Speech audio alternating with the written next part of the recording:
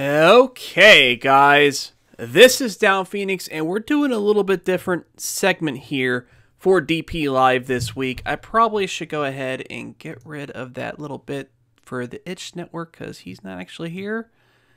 There we go. And we're going to be doing a little special show. We're still going to talk about news topics like we generally do in the gaming industry, but we are also going to be talking about Resident Evil in general, and I am going to allow people that are on the Discord server to go ahead and hop right in and join us in our celebration of the Resident Evil series in general, although Resident Evil 2 is going to be brought up somewhat because that is the new series entry, the remake of Resident Evil 2 to be more exact, and it's going to be a good old time. You know, the game's been getting phenomenal reviews. It's got like a 91 or 92 on Metacritic, something like that. So pretty rock solid. I'm going to go ahead and just try to pull up some Metacritic scores. Let me go ahead and get out of this. This is going to be a little video of various little Resident Evil videos in a playlist that I've got that's going to be playing as we go through the show instead of the usual webcam kind of stuff. So let's go ahead and check out the Resident Evil 2 on Metacritic. That way we can get a general idea of all the reviews so you guys can just see how awesome this game's going to be. Let's take a look here. Okay, so there is the listing here. We'll also get the PlayStation 4 version. Might as well. It's the most popular platform at the moment. Well, I guess Nintendo Switch is, but I digress. So anyways, Resident Evil 2, 91 on Metacritic out of 63 critics. Really strong. Like, I think the lowest score is a 7, which that's not too bad if you think about it, really. They're probably just being edgelords, kind of like Jim Sterling was with his review of Ocarina of Time, of course.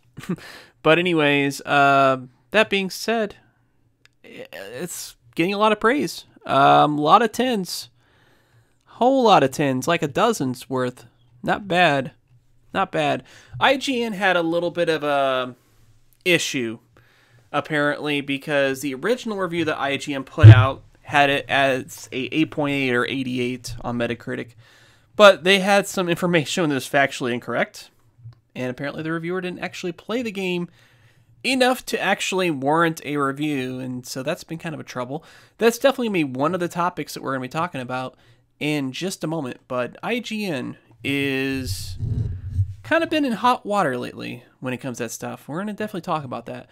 But Resident Evil 2, I remember the hype around the original Resident Evil 2 on the PS1. I mean, the original Resident Evil, some of you out there maybe are a little too young, but that game was one of the first system sellers, really, for the PS1.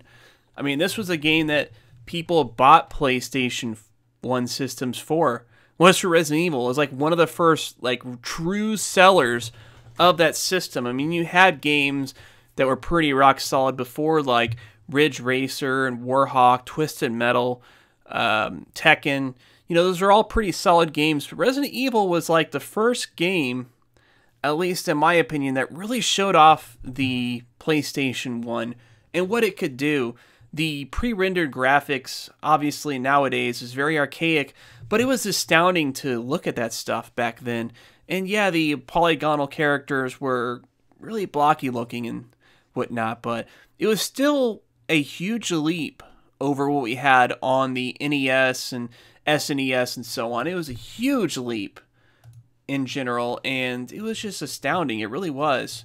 I don't think people really gave that much of an appreciation for it. Looking back, but back then it was a huge deal, and naturally Resident Evil 2 was going to be mega hyped, you know, given how good the first game was. And Capcom, they nailed it out of the park with Resident Evil 2. Naturally, it used a lot of the same themes that the original game did. Still used the fixed camera angles, the pre-rendered cutscenes and whatever. But they definitely bumped up the action quite a bit, you know, which kind of made sense when you think about it. You don't want to offer essentially the same experience the very first part of the game really demonstrates that, because you're just thrown right into the action. There's a bunch of zombies already everywhere, and you've got to survive. And you don't, if you're playing on a difficulty other than easy, you don't really have enough ammo to even deal with all the zombies. So you have to kind of escape and run away or use a knife or something like that. So it's definitely a lot of challenge to deal with that. But Resident Evil 2 was a groundbreaking game for its time. And I just don't see how... I mean, I wish I could go back to it, man. Back to that day in 1998, my friend Zach, he had bought the game. He was my resident PlayStation hookup, essentially, because I didn't have a PS1. And he was my hookup for that system. So, anyways, naturally, when it came to some of the bigger games like that, he definitely got them. You know, he got games like Final Fantasy VII, of course, when they first came out, or pretty close. I don't know if he got it at launch, but he definitely got it around that time, because we were already familiar with the Final Fantasy series from the Super Nintendo and whatnot. But as far as Resident Evil 2, man, this game was a huge deal. And if I'm not mistaken, it is... I'm pretty sure it is the biggest selling entry in the series, if I'm not mistaken. I'm going to pull up some VG charts here, and that way we can take a look and see what we got over there. Let's go to VG charts. VG charts is a really useful site that you can go to look up gameplay, sales, and that kind of stuff. You know, they have a lot of information on that. So yeah, Resident Evil 2 for PlayStation. Let's check it out here. 5.82 million. Let's just look up Resident Evil in general. I'm pretty sure that was the biggest seller. Maybe it was Resident Evil 5, because Resident Evil 5 was a big seller too.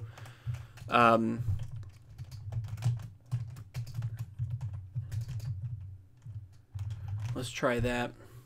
That didn't really do what I wanted to do. Let's try that again. Resident Evil. And that should just give us a general listing of all the different games in the series. Maybe I have to go to the actual VG charts site. Probably. I was hoping I could just use that search. Unfortunately, their site doesn't really make it easy to find things like it used to be. But yeah, okay, so here it is. Yeah, Resident Evil 2. It's the single biggest selling entry right there. Resident Evil 2 says 4.96 million. The other one said like 5 point something, I'm pretty sure. But yeah, it's such a huge deal. Resident Evil 7 sold pretty good there. I could have swore that for some reason Resident Evil 5 isn't showing stats, or Resident Evil 6. They used to show stats. I don't know what's up with that, but nonetheless, huge phenomenon in this series, of course. There's Resident Evil 4. Resident Evil 4 is another huge one. Highly successful game. I'm surprised that it sold more on the Wii than the GameCube. That's a little surprising. But, because then it was out on the GameCube first. You know, nobody's been chatting or anything like that. I wonder if the stream is actually working. Let's find out, because maybe I'm just talking to myself and wasting all this time. So I'm going to just take a quick peek over here at the stream. Make sure it's good. I didn't make any pre-show announcements, so... at the stream. Yeah, sure okay, it's good. All right, so we're fine. So I'm going to go ahead and we'll let this trailer stuff play. And we're going to go ahead and dive into some news topics. Let me stop these stupid notifications. I'm trying to clear stuff out here. I wish I could get those notifications to stop entirely. I don't want those to play. But that being said, let's go ahead and just play some shit. This will just play various Resident Evil related things. For some reason, it's not showing anything. Okay, that's just a little late. Okay, but like I said, there's a few things that happened in gaming this week. There wasn't a whole lot that I wanted to talk about, but there was a few things. First of all, I wanted to kind of touch upon the subject matter I had from the most recent video that I uploaded, the one where I had talked about Fallout 76 going free to play, and then obviously how that's not true. And then Bethesda, of course, came out and said that's not happening. But I want to talk a little bit about the problems with this kind of stuff, because it's really dangerous that there are YouTubers that get so large that they can basically make a video being completely speculative, and they get the time of day. Like, they're acted like it's a news story. You know, this is not a news story. When somebody just makes a guess or an estimation of what happens without any kind of evidence, he had anecdotal evidence, of course, saying that, you know, that these people from EB Games were telling me that their game were being pulled off the shelf. And then, of course, I seen this one guy on Facebook saying, oh, the games are being pulled off the shelf here in America. No, they're not. Not that I'm aware of, at least. I mean, if they are, there's got to be another reason, for one. Because I have personally not seen this happen. I can't observe that this is actually a thing. But, you know, it just astounds me, it really does, that this is still going on, that these people still talk this nonsense. And, you know, that's just kind of what it is. I'm sure some of you might be wondering who I'm talking about. You might have heard of him. He's a YouTuber called The Quartering. He's been getting really popular lately. And, you know, in my video, I didn't want to, like, address that super up front, because I was worried that if I made it super up front, that his fanboys were going to come out and attack me. But, you know, that's just how it is. You know, it really is. And I just, I'd rather not have to deal with that, but I don't like it when characters like him can really milk everything and just take advantage of people. It is just a disaster, man. But you know what? Some people, they don't really use their heads. And I also like the fact that this guy, he always talks about gaming companies using political agendas and trying to create narratives and whatever.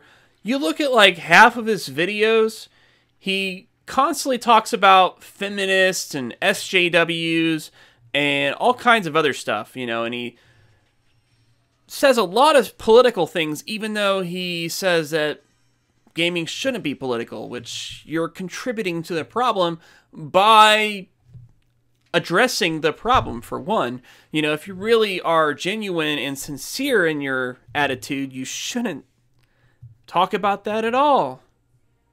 Okay? But nonetheless, doesn't matter.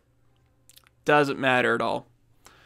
So that's all I've got to really say about that. You know, I really don't like the dude. And it's not just because he has a difference of opinion to me on certain things. That's fine. You know, that alone doesn't bother me. As a matter of fact, I may be having somebody that I have a lot of different opinions on come in and call on the show in just a little bit. But the thing is, like, I'm not a fan of people that try to create a narrative. That's what he literally is doing with this stuff. You know, a narrative that might somewhat be there, you know, but overall, a lot of this stuff is circumstantial at best. So, yeah. Exactly. And it's just clickbait. Like, there's this one thing for Count Dankula. They made a video, The Persecution Made a Friend of Count Dankula, and the thumbnail says, BuzzFeed hit piece gets my friend fired. Which, from what I understand, he wasn't actually fired. He was demonetized. Completely different entirely. YouTube is not actually a job, technically. YouTube is more of a... What is it? It's more like a freelance kind of thing. You know, just like anytime you publish articles on, say, a newspaper, if you're not an actual employed staff member, you are contracted through that newspaper and they pay you for that. That's what YouTube is. Like, there's probably very few content creators that are actually employed by Google. most people that make a living on YouTube are doing it under I don't know if contract is the way to say it, but it's on a per diem basis, I guess you could say. And so, like I said, this is just one of the many things this guy does. He creates this constant false narrative and then has the gall to call out people that have a opposite point of view on creating a narrative. So that's all I've got to say about that. So I want to go ahead and talk about a couple other things. First of all, there is the Anthem demo that is out now. Apparently there is a demo if you pre-order the game, or if you're an EA Access member, you can check this out, of course. There's a lot of people that are really talking about the whole Anthem thing, and I want to talk about EA in general, because EA has been in hot water over a lot of things, namely the whole Star Wars cancellation, which we talked about last week. I've noticed, though, that a lot of people have been making videos saying that EA should be kicked out and all this stuff, which I'm not going to necessarily disagree. EA hasn't done a great job with the Star Wars franchise, to be frank about it. Star Wars games in the past generally have been better. There's some Star Wars games that suck more, in my opinion, than some of the Star Wars games that LucasArts has put out, but for the most part, LucasArts Star Wars games have been better. And then especially when you get to some of the more phenomenal games like Rogue Squadron, Knights of the Old Republic, these kinds of games, Star Wars Galaxies, these were games that were fantastic. And the EA Star Wars games, they really have not measured up at all. But that being said, at the same time, it's really funny. These people are really trying to push Disney so far to basically abandon an agreement that they had with EA. It doesn't really make any sense, because EA paid huge bucks over to Disney to do this. So everything is on EA to produce content for Star Wars. And they haven't done the best job with it. They've canceled a couple of games, from what I understand, already. The only Star Wars game that we know of that they're still working on is the one for Respawn. It's Jedi Fallen Order, the one that they just unceremoniously announced at EA's E3 show this year. Or, well, last year, I guess, now, because we change years. It's 2019 now, duh. But they just announced it by name, didn't really discuss it, didn't show any gameplay or nothing, and we still haven't seen anything in that 7 months since E3. So it seems like maybe they have something decent to show. It might be a good idea to EA, I think, as a response to everything that's going on, especially with the fact that you canceled this Star Wars game that Visceral was working on, and then it got... I guess whatever that project became got canceled. The one that was supposed to be more like Destiny. But maybe you guys figure, well, we had Anthem already. Be kind of silly to make another game that's kind of like that. So, I don't know if that's the logic behind it. But anyways, I really don't agree that EA should be kicked out. I think EA should be given at least one more chance. We need to at least see what happens with this Respawn game before you completely rule them out. Because Respawn kicks ass. Have you guys seen Titanfall 2? I mean, come on. I mean, even the first Titanfall was pretty good. It had its share of problems, of course, but it was considered a pretty good game by most people that played it. So, and I tend to agree with that. So, I think gamers really need to get over their hate of EA a little bit, because when it comes to canceling games, if the game wasn't shaping up in a good state in the first place, isn't it a good idea to cancel it then? Isn't that the point, to go ahead and cancel it? Because a lot of people took offense to the fact that they were changing the game to an open world game, but now you're taking offense that the game got canceled, the game that you got offended about in the first place. And I know many of you that got upset about this recent news were upset about the Visceral game getting canceled. So which is it? Which is it that you're actually upset about? You have to choose one or the other. Because if you're upset about the Visceral game getting canceled, it makes no logical sense for you to be upset about this game being canceled. Unless, I don't know, unless you just wanted both games, I guess. I mean, that's the only logical thing I can really think of. That's the only thing that I can really think of that would make any sense. So, sorry I went off a little tangent there, because I really want to talk about the Star Wars thing again, but Anthem does look pretty nice. I will admit Anthem does look pretty sweet, and I will be checking that game out very soon, because I do happen to have EA access, and it seems like, for the most part, the general buzz from a lot of the gaming press and gamers that have had a chance to play this game, they're really enjoying this game. I mean, the gameplay looks really good. I'm sorry to say, I think EA might have a winner on this hands, possibly, assuming they don't really screw things up with microtransactions and all this other stuff. Hold on, what is that? Oh, some kind of, I was reading a webpage and it's playing some music or whatever in the background. But, yeah, so I mean, Anthem just looks rock solid. I mean, visually it's stunning looking, and it looks good, man. It really does. I think this game may be the Destiny killer, or at least it could be if gamers actually take their preconceived notions about EA out of their heads and just look at a game for what it is rather than who is publishing the game. Because EA isn't even making the game, guys. They are publishing the game. So let's give it a little chance. Try out that little demo if you happen to get a chance, and base your opinions off of that, not off of what your preconceived notions are on EA or on anything else for that matter. So, okay. So we're going to go ahead and take a quick little break because I need to get something to drink. My throat's a little dry. I'm talking about myself, of course. So stay tuned and we'll be right back.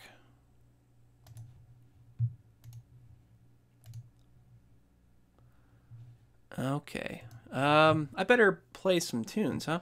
Okay, hold on. I've got another playlist I can hook it up on.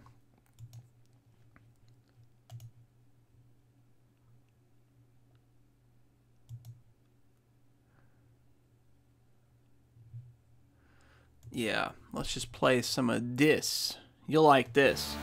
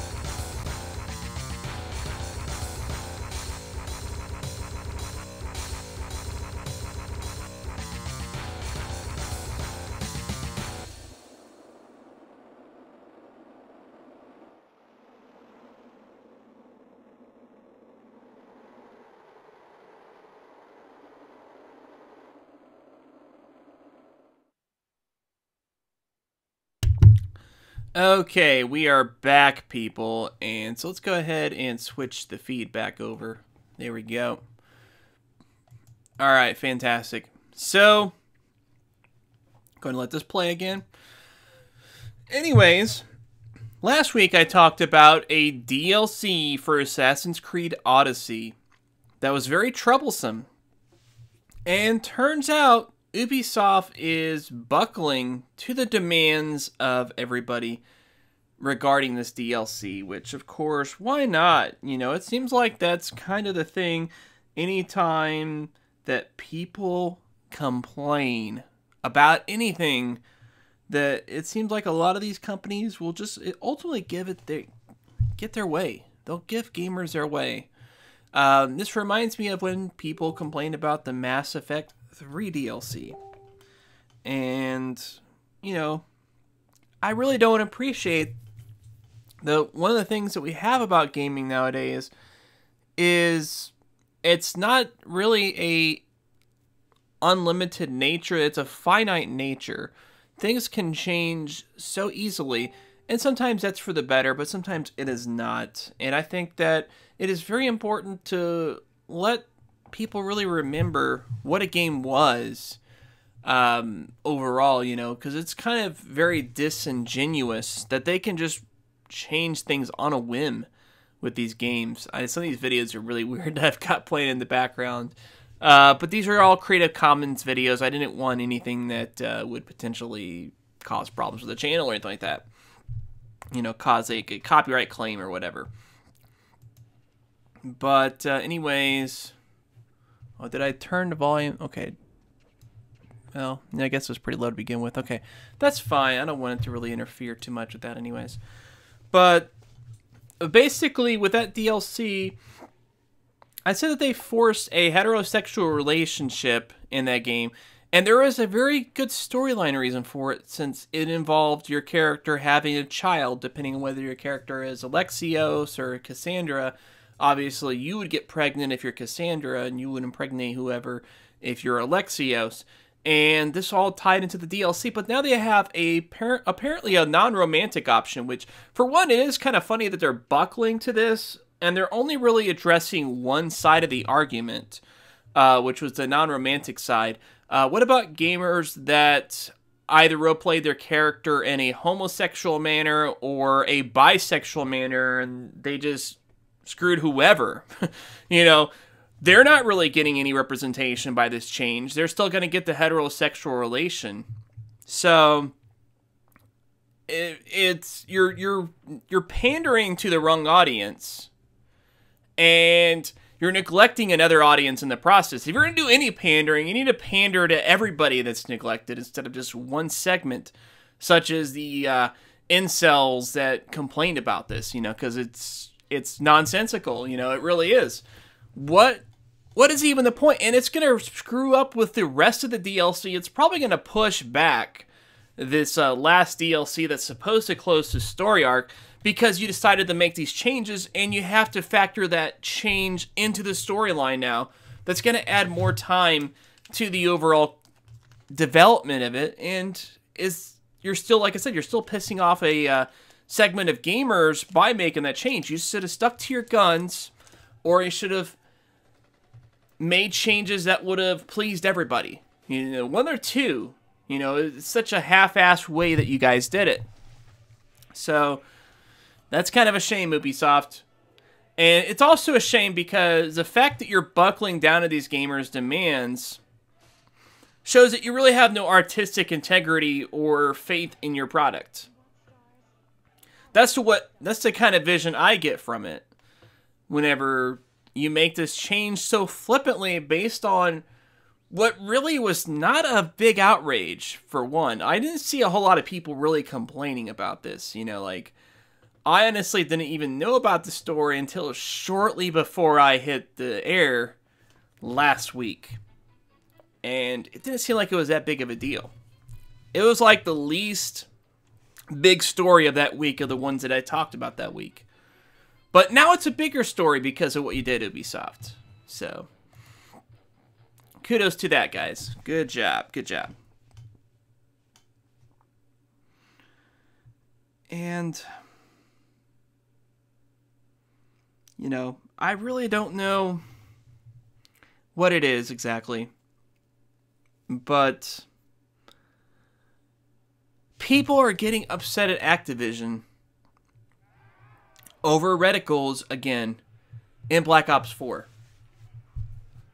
Microtransactions that are completely optional and should not be bought at all. You know, you really should not buy these microtransactions, but we know what these companies will do. They release these microtransactions because they can get away with it.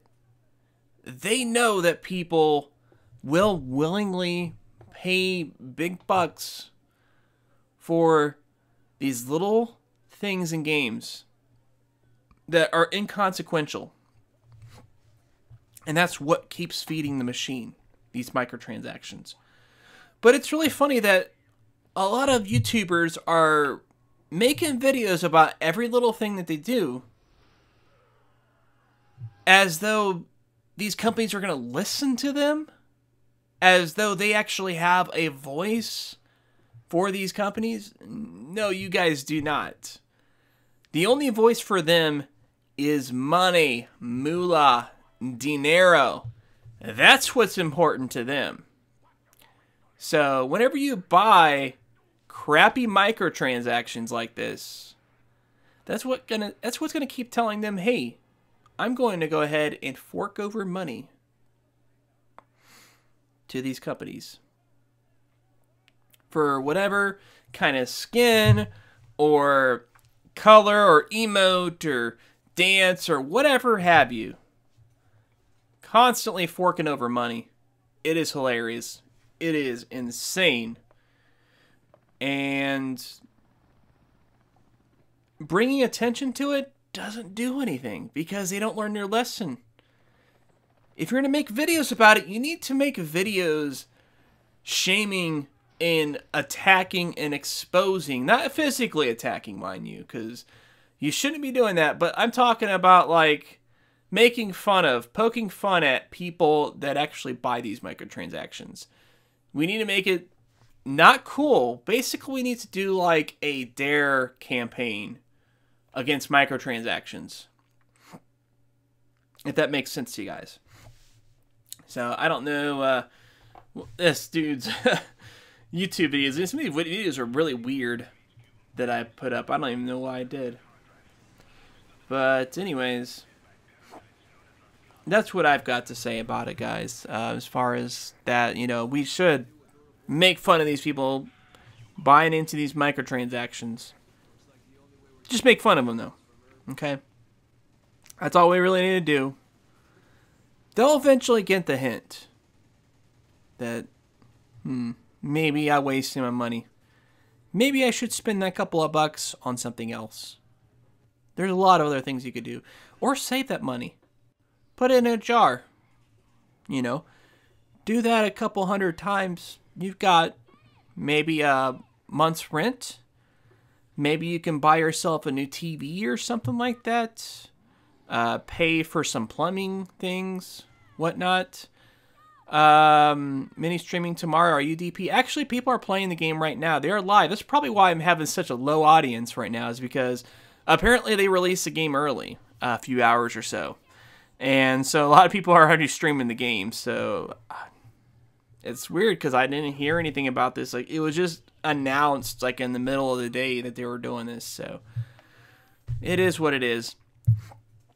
Now, one thing I want to talk about was the head writer of Cyberpunk 2077 has left CD Projekt Red, and they have joined Blizzard. And of course, people are flipping out about it because some people are still really upset over the whole Diablo Immortal reveal that happened a couple months back.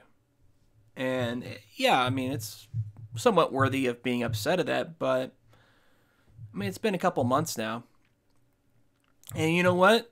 A writer joining Blizzard, a head writer for Cyberpunk 2077, that's a good thing. That's something you should be celebrating because, one, that means that Cyberpunk 2077 is probably not that far around the corner now.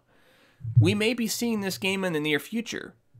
because writers are not going to stick with the game the entire project, because their job goes to a certain point in development and then they're no longer needed.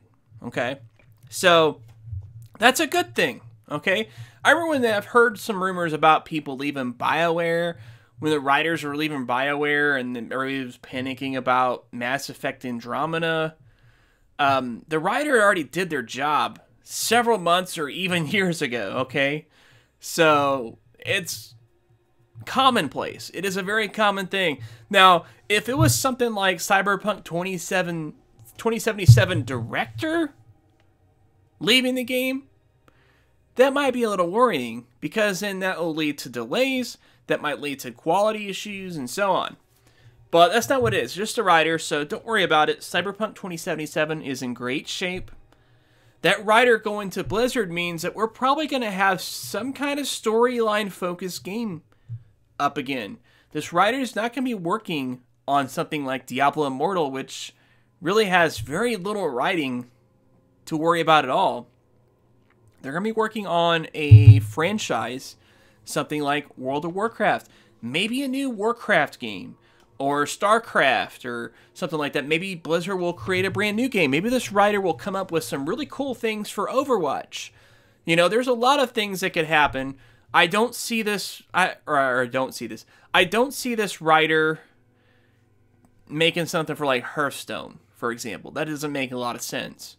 Unless, I don't know, unless they do some really story-heavy expansion for Hearthstone or something like that. Or Hearthstone. I'm not really sure how it's said. But, yeah.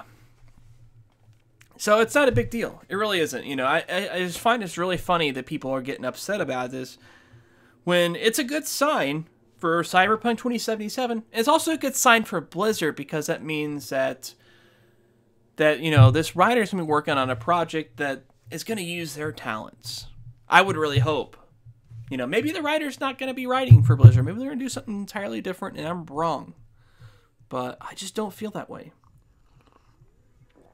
Yeah, Kamikaze would love Overwatch news. Yeah, exactly. Like I said, this writer could be coming up with storylines for new characters that could be coming to Overwatch in the future. That's entirely possible. And so I think the fact that people are getting upset about that is really weird, especially when the industry has a lot of turnover in the first place. Most people in industry that work in the industry, I'd say probably about 80% of them, are prone to turnover whenever projects change around, because a lot of people are not permanent at these companies that they work for. Sometimes they're contractual basis with the publisher or developer that they're working for. A lot of these companies hire out other third-party companies to help with development aspects of various types. And so they get shuffled around a lot. And, it's a stressful job, so there's a lot of turnover from that too. So, it's not the end of the world, people. But speaking of turnover, there is one other thing that has been going around. They have been talking about unionizing the gaming industry. This is something I actually saw earlier. I think it was on IGN. Yeah, games industry professionals want workers to unionize, which I totally agree. I think that would be a great thing for the gaming industry, but it wouldn't be a great thing for the gaming companies, because these companies, they maintain their power and their foothold as they do. And if you introduce something like unions that have very pronounced protections for the employees, that's going to cause a lot of problems for those companies.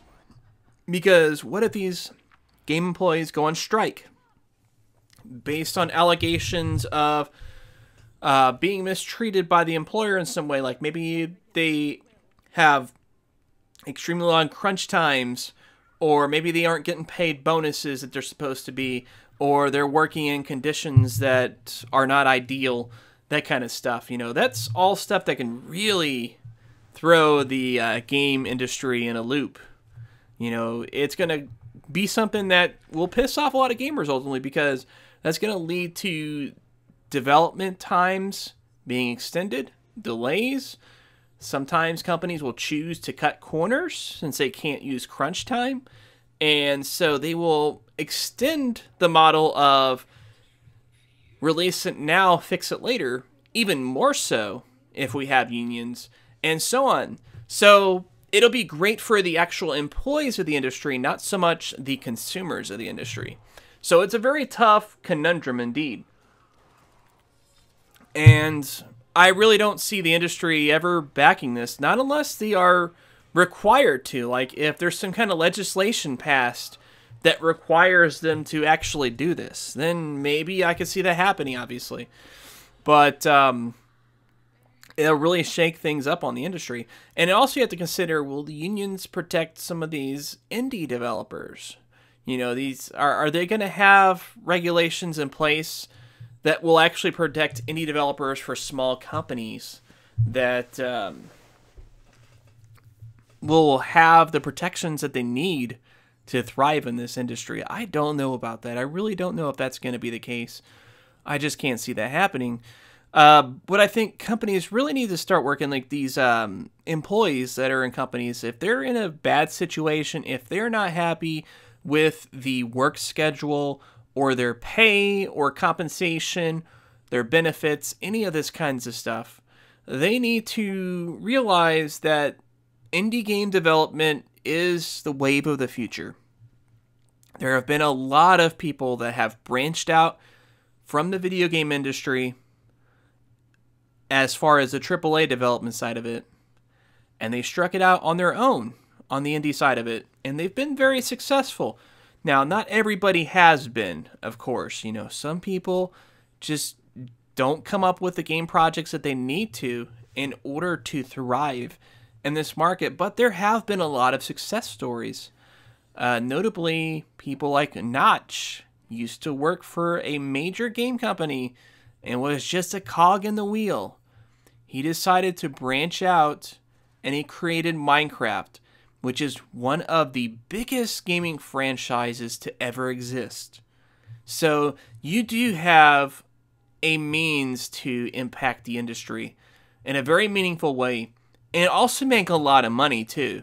You don't have to worry about small salaries and getting laid off after a project is over with, or after your segment of the project is over with, for that matter, because you might have a job like, say, in art, for example, and game art is usually pretty finalized by the time they get to the alpha stage. There's not really a whole lot of art going on at that point. So, you know, you're obviously going to be moved on to another project if you even keep a job at all. So,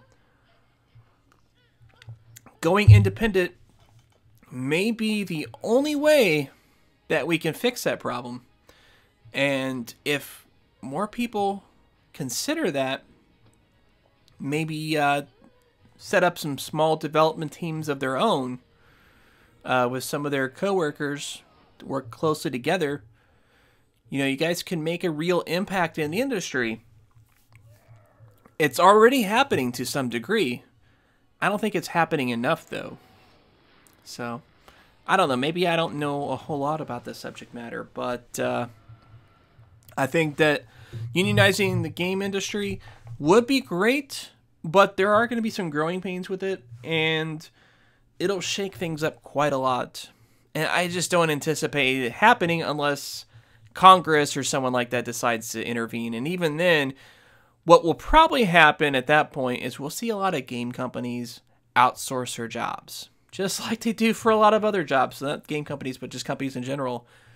They've been outsourcing jobs to other countries whenever it's feasible for them to do so. And that really sucks. It really sucks, but I can see that being a possible outcome.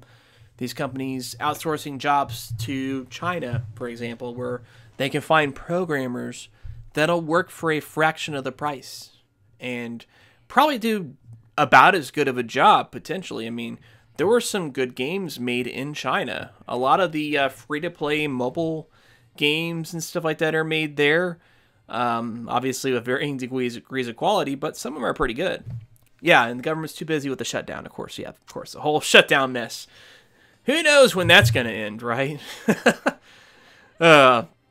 hopefully maybe we can look back at this moment and have a good laugh about it, and just talk about how the outcome ultimately was good or was actually really bad, but we got over it, whatever the case might be. But anyways, I really don't have much else news topic wise to talk about. I really have been excited for this new entry of Resident Evil, this remake, Resident Evil 2. This was a game project that, I think, if I remember right, Capcom announced that they were working on Resident Evil 2 back in, I want to say it was around 2015. It was after they released the remake HD, the Resident Evil HD remaster for PlayStation 4, PC, Xbox One, so on. After they released that, it was sometime after that they announced Resident Evil 2 remake was coming. And I think probably a lot of us anticipated originally that it was going to be like Resident Evil 1 remake was, where it's going to be the same kind of gameplay perspective, whatever, but they're just going to really overhaul the graphics and really make them nice and fancy, which I think people probably would have still been pretty satisfied with, because Resident Evil 2 was a great game. But the fact that they're going for more of a Resident Evil 4 kind of thing was really smart. It was a really smart move on their part, because Resident Evil 4 really upped the gameplay of the series. Because the original Resident Evil games, as great as they were, and they were mainstream games, they were not forgiving in the slightest. These were games that were nowhere near easy enough for a casual player to go through. And it took a lot out of a player to really do good. Resident Evil 4 was really the one that kind of made it easy enough for newcomers to really get into. But it still had a lot of challenge as well as at that same time. I don't see newcomers really getting past that game without any problems. But I wanted to talk a bit about my history with Resident Evil, which I already discussed it at the beginning a little bit. But Resident Evil, it came out in, I think it was March or April 2006, something like that. I don't know if I played it then or if it was later on. I think it was later on. It had to have been later on, I'm pretty sure.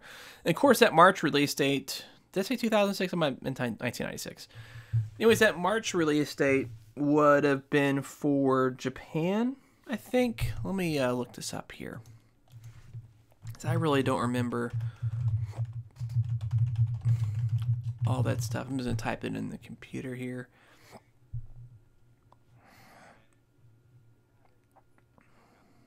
Okay.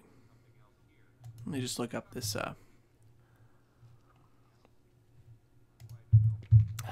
Okay, March 30th was when it came out in North America. But I don't think I played it then. It was a little bit later on, because I got a chance. Well, maybe it could have been, possibly, now I think about it. Because I remember my friend Mike,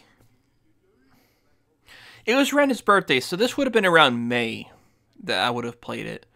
May of 1996. So it was a little bit after the game came out, a month and change after. And he rented a PlayStation from one of the local rental stores, along with Resident Evil, and I think there might have been another game possibly, but I don't recall what it would have been. But Resident Evil was one, of course, that, the hype was around the game. The game, we read about it in game magazines and all that kind of stuff. So, yeah, talked along with, yeah. All right, I appreciate that, JRPG. So anyways, there was a lot of hype around the game, and, naturally, we read game magazines and stuff like that. That's where we got our gaming news, obviously. The internet was pretty much still in its infancy at this point, there were some websites, very bare bones websites, forums, BBSs and whatnot. I think IRC chat was around then. So it was still pretty rudimentary. Most gamers obviously would have went to a game magazine, like EGM or Game Pro or Game Informer or all these other magazines that they had at the time. They had a ton of game magazines back in those days. And so as the word was out, we had our ways to know. But we saw screenshots, maybe a TV commercial if we were lucky, or a demo kiosk at a game store. That's pretty much the access we had, unless we had a friend that played it, or we had a place to rent it from, or so on. So my friend Mike, of course, like I said, I guess as part of his birthday, he rented the PlayStation and Resident Evil. They didn't have money at that time to actually buy a PlayStation, but this was kind of the way that we got to experience it. Now, this wasn't my first time playing a PlayStation. I actually got to play it around launch, believe it or not. My neighbor that lived up the hill from me, because I lived out in the rural area, they got a PlayStation, and they got a couple of games like Mortal Kombat 3 and Destruction Derby, I think, and a couple of others. I don't really remember what. But anyways, so it was my first time playing a PlayStation, but it was the first time I played a PlayStation game that really impressed me. Because we all got a chance to play the game, but Mike, of course, since it was his birthday, he played it for the most of the time, because it was his birthday, so nothing wrong with that, of course, right? When it's your party, you can cry if you want to. Not that he did.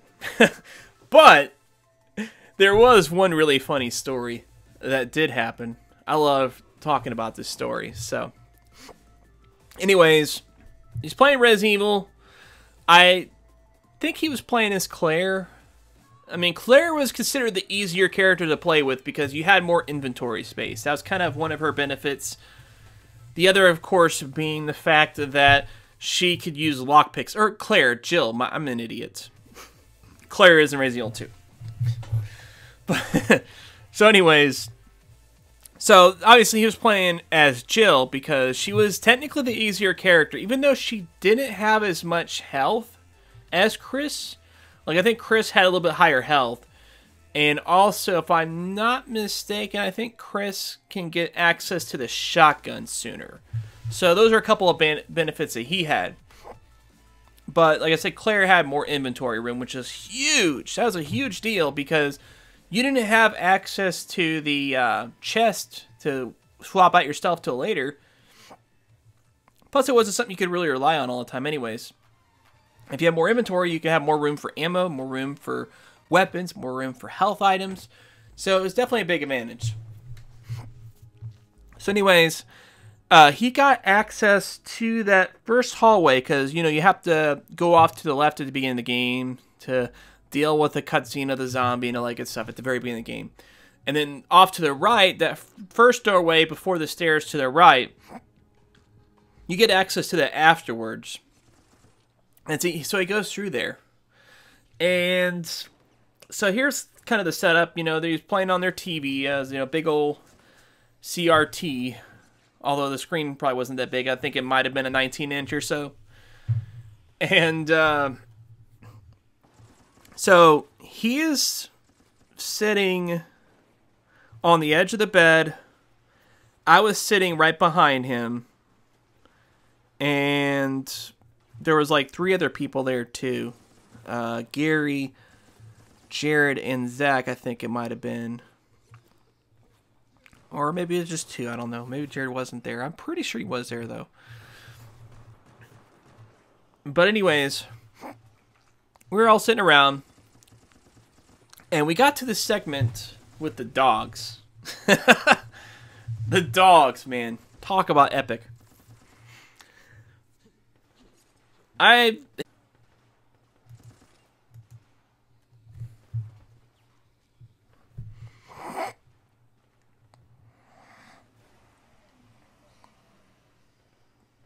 Okay, we're back. We're back. Okay, great. Jeez. Okay. Talk about insanity. I've been having that problem a lot lately. I really don't know what's going on with it. I'm not sure if it's my router or what. But a lot of intermittent stream cutouts. It's only been like the live show, because I did peek and Nika earlier. I don't think there was any problems. Maybe there was, but there wasn't really anybody participating with that stream, so maybe there was. So anyways, back to the dog story. Like I said, he was playing as Jill. He finally gets to that infamous hallway.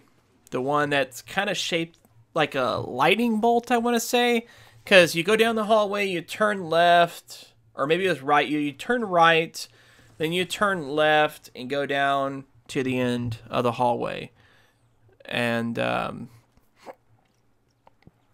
so he's running with Jill, running down that corridor.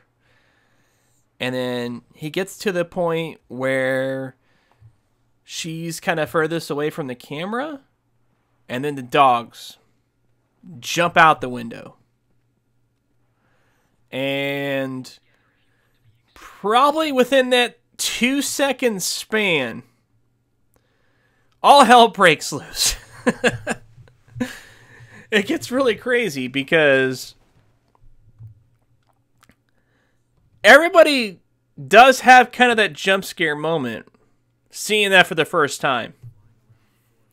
But Mike, being the one with the gamepad in his hand, the one that probably shouldn't have had as much of a jump scare as us, but obviously he was really engrossed in the game because he was playing it. Now, mind you, like I said, we were both sitting on the bed. I was probably sitting like Indian style or whatever. But he has such an epic jump scare. I mean, I don't even know how he managed to do this. But he actually leapt off of the bed and he just jumps backwards. Somehow completely jumps right over me. And I didn't like duck or anything like that. I was just like, I kind of dodged maybe a little bit to the side of my head. And he just completely clears me in this epic leap. It's just so funny. I can still picture it in my mind, And I think his foot nudged somebody else, like on the shoulder or something like that. I don't remember that part too much because, like, whenever he's doing this, like, I'm kind of like ducking my head off a little bit to the side. And, yeah. That is the best jump scare I've ever seen in my life, I've never seen a jump scare that solid. And it was from a video game. A PlayStation 1 video game.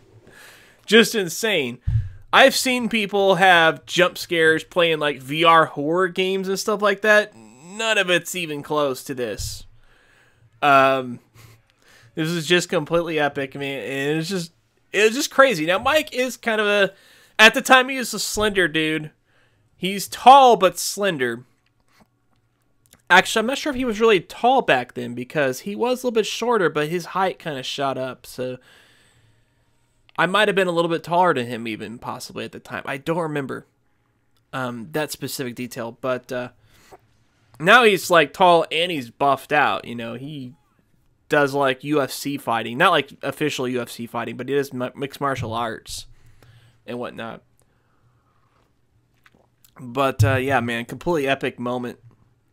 Best jump scare moment of my life. Yeah, like he drops the controller, I guess, or something, if I remember right, there in this little pit, And it's funny because, like, I don't even remember who picked up the controller, but, like, it got to the point where the dogs were already, like, killing Jill before somebody else takes control. It was pretty funny. But yeah, man, Resident Evil, ever since that moment, that was the real deal. And we had all kinds of theories about how they could, like, make Resident Evil games in the future. Because, like, obviously, later on, the N64 came out, and you had the possibility for 4-player split screen. And so we thought it'd be really cool if they made a Resident Evil on the N64 with 4-player split screen, where you can have, like, the players starting at different parts of the mansion. And maybe all having their own objectives. Like, some of the players could be working for, say, Umbrella Corps, for example. And, the players would be trying to survive, but trying to complete their own objectives at the same time. Then, of course, if a player tries to stop them, then they can interfere and so on. It was a really interesting idea, really intricate idea that we had. You know, we were thinking about Resident Evil in the multiplayer space long before it ever actually happened, because it wasn't for many years that we finally got Resident Evil multiplayer of some kind, which was with, well, Resident Evil 5 was the first mainline entry to have it. I don't remember if any games before it did. I think maybe Survivor had multiplayer, but that was a rail shooter, of course, so that wasn't exactly too hard to pull off, I guess. But, yeah, man, Resident Evil has been a mainline series in my heart as a gamer for a long time. So, let's go ahead and go back to Resident Evil 2, you know, because like I said, my friend Zach, he got Resident Evil 2 either at launch or it was pretty dang close to launch. I remember it was wintertime, so obviously it couldn't have been in the springtime because it's still cold out. And he got it for his PlayStation, of course. And we all went over to his house to check out the game. But, of course, before then, I think he had access to the demo somehow, maybe from, like, one of the PlayStation magazines or something like that. We got to check out the demo. What is up, Tylord? Yeah, I'm just playing random Resident Evil videos in the background. I think this is, like, in Spanish or something like that, because apparently the only people that like to do Creative Commons footage are Spanish people. And these are all, like, short clips, too. So, enjoy it for what it is. But, yeah, Resident Evil 2 was a phenomenon. It really was. For one, I mean, the graphics really got pushed up from the first game. Like, there was a lot more detail in the polygonal models. A lot more enemies on screen at once. Like, there's times where you had, like, 6 or 7 zombies on screen. You never saw that many in the first Resident Evil. It was like 3, maybe. So, you know, and like I said, there are a lot more detail as well. They really went all out with the sequel. The pre-rendered cutscenes looked a lot better than they did in the first Resident Evil. There was a lot of animated elements and things like that in certain cutscenes. It was really interesting stuff. And not to mention the fact that you got a choice of 2 characters that actually had more difference to the way they played. Yeah, like I said, there's just random videos playing. But, yeah, as far as Resident Evil 2, you know, like, you had the different characters. Now, there wasn't as many differences to the characters themselves as there was, like, the first Resident Evil. They were a little more similar. But they actually go through different areas more so than they did in the first game, where the first game, you know, they just take different paths to a degree, but sometimes they go through completely different areas in the second game, which is really cool. Plus, you had the beast scenarios, too, that mix things up quite a bit. So, there was a lot of replayability with Resident Evil 2. Definitely a lot bigger map. I would say probably about twice as much explorable area as there was in the first game. And, you know, the puzzles, of course, were top-notch. Yeah, I mean, I do prefer 1 overall to some degree, but like I said, 2 really did take things up to the next level. More so than, say, 3 did. I mean, 3 Nemesis is still good, but it seemed like at that point, you know, it was more of like, oh, we're just going to make another Resident Evil for the PlayStation. You know, they didn't really do a whole lot that was really different. You know, like the Nemesis system was cool, like the whole deal with the Nemesis. But that being said, I still wouldn't mind a Resident Evil 3 remake of some kind. You know, that'd be really sweet.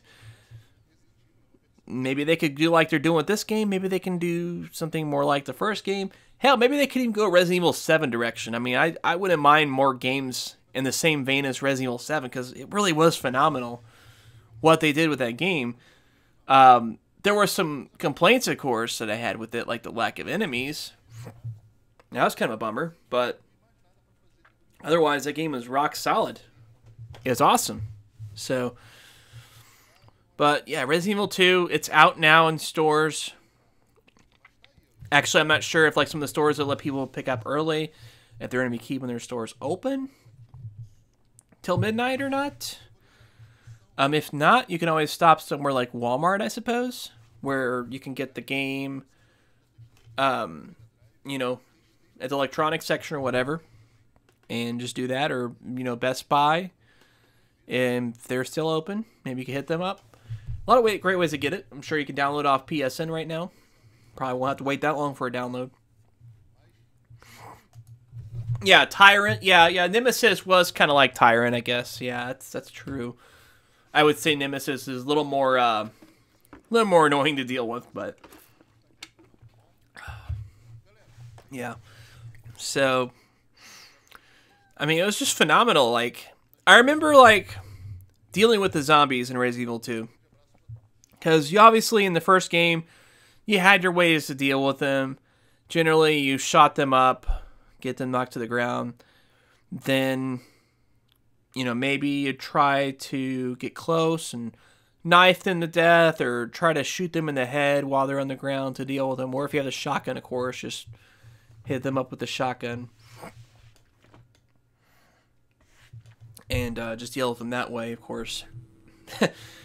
Now, this thing was really goofy looking. This it's like a Resident Evil D make, the thing that's playing right here. I don't think so. Not that I know of, Tylord. I think it does come with extra stuff, but I think it's all digital stuff, if I'm not mistaken. So, yeah, I think they're using the battle system from Resident Evil Gaiden for that whole setup right there. But yeah, I think you get some extra costumes and things like that. And you also get access to the original Resident Evil 2 soundtrack, whereas otherwise you're only going to have the new soundtrack. So I guess that's good for people that are really nostalgic for it.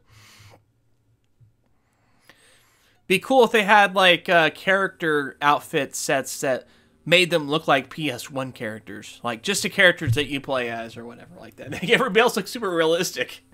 That would be kind of funny to see. But yeah, I mean, and there was just so many cool little details, like the zombies, they can catch on fire. And they're still walking at you and stuff like that, and you take extra damage, of course, whenever you deal with that. Oh yeah, for sure that Game Boy Advance or Game Boy Color hack was pretty interesting. Although Alone in the Dark New Nightmare technically was actually superior in terms of the technology, and that game actually did get released. You should check out Alone in the Dark New Nightmare on the Game Boy Color. Arguably the best looking Game Boy Color game, in my opinion.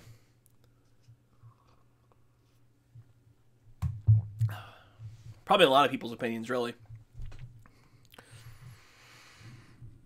Because it actually somehow managed to get past the color palette limitations of the Game Boy Color and really showed off a lot more than what other games were doing. Yeah. So, glad that some of you guys are here to watch the stream, because some of my other friends that I told in the Facebook Messenger chat didn't show up. Some of them are busy, though, with other things right now, so I'm not going to mess with people on that. But Resident Evil 2, man, I am really looking forward to it. I'm personally going to be renting it from Redbox, unless for some reason I absolutely cannot, and then I guess I'll probably trade in my copy of Red Dead 2 and get it that way. Something like that. Oh, Alone in the Dark? I've beaten a couple Alone in the Dark games. I beat New Nightmare on PlayStation, and I beat the 2008 game on the Xbox 360, the one that got heavily lambasted. I gave a pretty good review at the time. I liked it a lot back then. In hindsight, yeah, it had some problems for sure, but still a worthwhile game if you can get it for a reasonable price. The PlayStation 3 version is probably the way to go, because it came out a little bit later than the other versions, and they made some enhancements to the camera controls and various little things like that. So the PlayStation 3 version is the premier way to play it if you want to play that particular game. I definitely don't recommend the Wii version, because the Wii version, they try to do a lot of interesting things with the controls, but it barely works. And that's kind of being generous. Then my friend Brian, he had the Wii version, and he managed to I think he beat it then. Oh, you got to go back to work? That sucks. Well, thanks for stopping by, Tyler. I appreciate you stopping by. I probably won't be streaming too much longer anyways. I'm just kind of regaling on Resident Evil in general, so this is meant to be more of an evergreen kind of stream anyways. So, but yeah, the new Resident Evil remake, I mean, looks fantastic. Like I said, just seems like everybody agrees. And it looks like it could be a potential early contender for Game of the Year. So I think that could happen. Let's go ahead and skip this stupid game. Because I don't think anybody really cares about that. Yeah. I was going to have people hop on the Discord for live stream chat, but I couldn't really get anybody to come on. I had somebody that said that they were going to, and they never got back to me. I sent them a link for the Discord and everything like that, and they just never joined, so guess they were busy with some other things. Happens, I guess, right? But, yeah, other than that, I mean, I've been a Resident Evil fan for a long time, you know, throughout the whole series. It went downhill a little bit, I guess, with, like, Code Veronica and whatnot. Code Veronica wasn't, like, a great game. And it was clear that they were still outdated on the gameplay. And all they did was just bump up the graphics a little bit. Because they didn't even, like... It wasn't even that big of a difference. You know, of course, whenever they eventually came out with the GameCube one, they really enhanced it visually. But still stuck to that tired old gameplay. And, you know, it was losing its luster. But then, of course, we got Resident Evil 4. And that game was a freaking barnstormer, man. That game was amazing for its time. It did like the first two games did. It really pushed the envelope of what survival horror could be. And for the most part, the series has been pretty strong since. I mean, Resident Evil 6, I guess some people say wasn't that great. Perhaps they got a little too ambitious with certain things, and with other things, it was a little too hokey and blasé at that point, you know. So it was just kind of a weird amalgamation with that. Resident Evil 5 is one that a lot of people crap on, but I loved Resident Evil 5 for its time. I thought the way the co-op worked was excellent.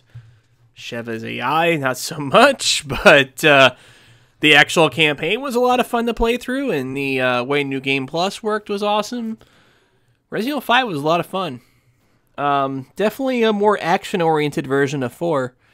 So if you liked Resident Evil 4, but you thought maybe a little too slow at parts, Resident Evil 5 might be your game, possibly. And then, of course, Resident Evil 7, which I really dug. Resident Evil 7 brought back the scares from the original games. You know, it made it scary again. Not that the other games didn't have their scary moments, but they were definitely a lot more action-oriented. But at the same time, with the new perspective, with the first-person perspective, like it seemed like the combat really had a lot of oomph. What is up, Black Metal Gamer? Just been talking some Resident Evil. But yeah, Resident Evil 7, man. Talk about a stellar entry. One that I don't think people really give a lot of respect for, yeah. I'm sure you're probably getting ready to pick up your copy. Yeah, man. That is awesome. So I hope to pick up my copy pretty soon as well. But, yeah, as far as the history of the series, you know, it's going to be tough to say what's going to happen after the remake of Resident Evil 2, because I don't know for sure if... You know, I don't know for sure what exactly is going to happen going forward. I think that Capcom probably is going to go back to the third-person perspective. It seems like that's the one that gamers have appreciated the most. But I kind of wish that they don't completely abandon the, you know, the first-person one either. Because, like I said, I really enjoyed the way Resident Evil 7 played. And I would like to see that explored more in the future, too. Just, you know, make it to where perhaps... Yeah. Fuck, Doom level broke, glitched on me, so I'm so fumed. I don't know why that didn't pop up at all on the chat I'm reading here. Key data log didn't load in, so I couldn't elevator lift. Ah, man, that sucks. Hopefully you'll be able to backtrack or something at least. Do something with that. But, yeah, like that being said, I wish that they will still explore the first-person themes as well. If they've got to make it a side story thing, that's fine. I don't mind that. Maybe they can make Resident Evil Revelations 3 like that. Or whatever they want to call it. Yeah, it is Bethesda game, I guess. But like I said, it just happens. Okay. Skip to the next video clip. Why not? Well, actually, let's go ahead and play one that compares the graphics of Resident Evil 2 and 2 Remake. Since we're going to be wrapping the stream up pretty soon. You know, I think I've said my piece when it comes to Resident Evil. But, yeah, the series will live on. I mean, it's one of the most popular series that Capcom's ever done. I think until Monster Hunter World came out, their best-selling game was always Resident Evil. Or maybe Street Fighter 2, possibly. But I'm pretty sure Resident Evil was like their big seller after Street Fighter 2. All the way up until Monster Hunter World. That's crazy. And Resident Evil 2. Millions of copies. Huge seller on the PlayStation. A lot of gamers loved it. Well remembered. And unfortunately was forgotten. Because it didn't get the remake treatment of the first game. And the first game, it really got a lot of love because of that. Yeah, talk about a huge difference in graphics. I mean, look what 20 years gives us. Holy crap. You know, insane. I guess you could say the arm animations of Leon are still a little jerky there. I guess you could say that, but hey. That's probably the element of gaming that is the least consistent graphically, you know, because it seems like as graphics get better, the animations don't always get better. I mean, some of the best game animations I've seen was like from the original Prince of Persia back in the day, using rotoscoping. That crap is ancient, you know? But, yeah, just good times. So, I hope you guys get a chance to check out Resident Evil